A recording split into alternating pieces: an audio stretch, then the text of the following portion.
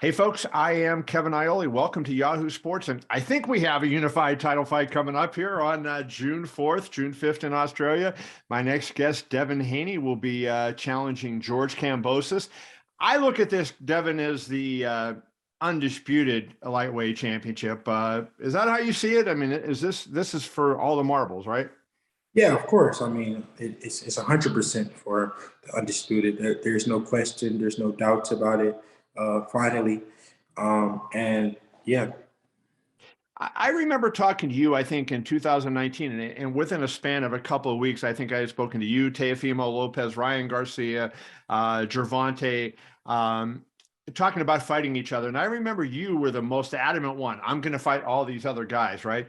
And here we are 3 years later, and still those guys haven't fought. None of those guys have fought each other. You're now embarking on at least going after the guy that beat Lopez. Has it been a frustrating experience, Devin, looking at all these good lightweights out there, and you guys haven't fought each other, for several years? Yeah, I mean, at one point it was very frustrating when I couldn't get the fights that I wanted. But now my time has come, and I'm finally getting my shot at everything to become the top lightweight, to stand above them all. So I'm happy that everything worked out in my favor. This fight is live on ESPN, which I think has got to be a big deal for you. Bless you. Thank you. It's got to be a big deal for you being live on ESPN, getting a lot of eyeballs on you for a fight like this in front of a crazy crowd in Australia. I commend you, and I think a lot of people commend you for being willing to go to Kambosos' backyard and do this. Did you ever have any doubts when you talked to your father about this? Did you guys have any pros and cons about, maybe not going down there? No, I told my dad that this is what I wanted. This is what I wanted to do, and we've been talking about it since after the fight. We knew that he wanted to fight in Australia, so we were up for it. And so it wasn't like a mystery or something that just came out of the blue. We've been knowing about it for a while, and it's something that I wanted to do. I have no problem beating him in his own country. Because I truly believe I'm the better fighter. I have the better skill set and the best fighter in the world. So I'm willing to do whatever it is to show it, and I will finally get my just due. And I'm excited for it. You know, you've never said this, but there are other, a lot of your peers have, they talk that side of the street thing. And like I was so frustrated at Errol Spence and Terrence Crawford so many times. They're bringing up who sold more pay-per-views instead of talking about fighting. Why do you think that attitude permeates boxing so much? And do you think by you doing this and taking the lead and saying, hey, I'll go anywhere to fight the guy, do you think that will make a difference in kind of breaking some of these log jams? Yeah, I mean, I wanted to make a difference. I want to show the world that the boxers, that you don't need to, all that other side of the street stuff is false. If you truly want to make the biggest fights happen, it's up to us fighters to make it happen. And I'm taking that leap, and hopefully the rest of the boxing world sees it, and they see me become victorious. They see me come out on top of it, and they are inspired to do the same. Yeah, no doubt. I agree with you. Now I see you're wearing that snack shirt.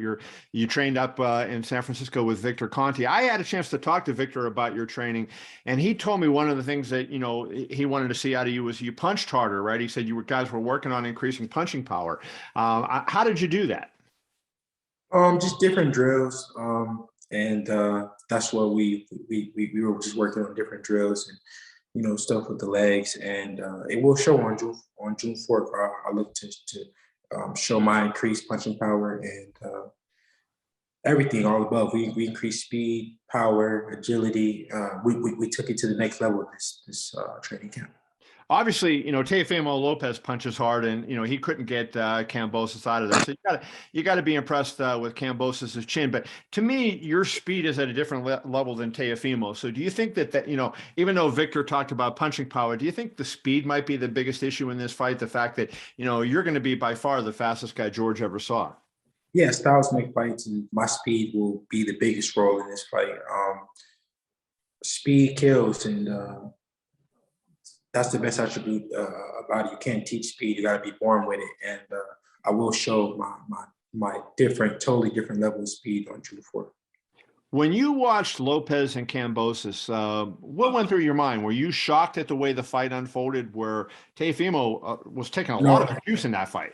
yeah, no, I wasn't surprised because if you look at interviews before the fight, I said that Tio didn't look like himself. He didn't look focused. He just something looked off about him. And I mean, after the fight, we seen that something was off about him. Right. Did it disappoint you in any way? I mean, George is the man, right? He won all those belts that Teo had. So you're challenging the guy that beat the guy. But any disappointment that one of those guys that everybody was pitching as your rival isn't the guy that you're going to be standing across when you go for the whole gold? No, because it's about legacy for me. No matter who it is, it was who had the belts. Tio had the belts, so I wanted to fight him. George has the belts now, so that's why we're fighting. It didn't. I didn't have anything personal towards Tio or George, but I want my name to be stamped in the history books. This is something that I truly want, that I worked hard for, and it doesn't matter who had the belts. I wanted to fight whoever.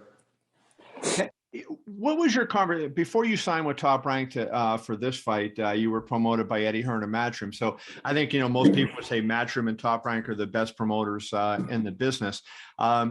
What were your conversations with Eddie Hearn like in terms of getting a fight of this caliber? Had you been frustrated with Eddie about, the inability to get you the big fight? Um, at the end of the day, Eddie wasn't doing nothing but putting me in there with people who wanted to fight me. A lot of guys didn't want to fight me, and that's just reality.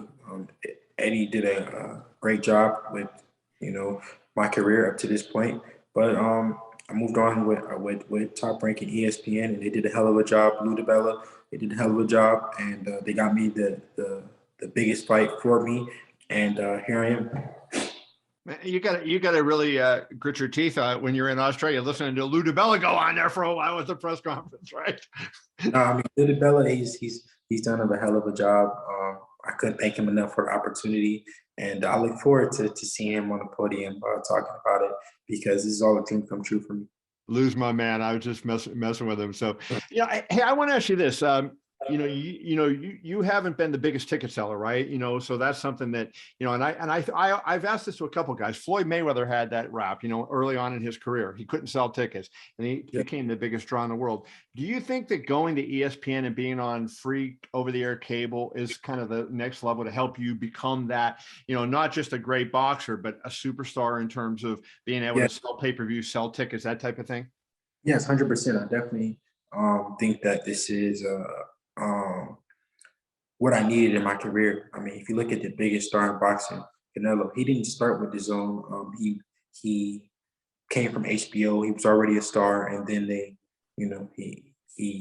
he was already a star when he came over there. But now, me being on free TV, ESPN, the with the most viewership is finally what I needed, and this is the next step. This is another step to becoming a superstar, and I will become a superstar in ESPN. And it's one of the things that I give you credit for. You've been doing this. You've been out doing a lot of interviews, promoting the fight. You had a media day during Canelo fight week, and you did a ton of interviews. I know it can't always be a lot of fun to have to do that and answer the same questions over and over, but do you feel like, you're starting to see the benefit of it? And do you think like you're putting chips on the pile to kind of build your profile?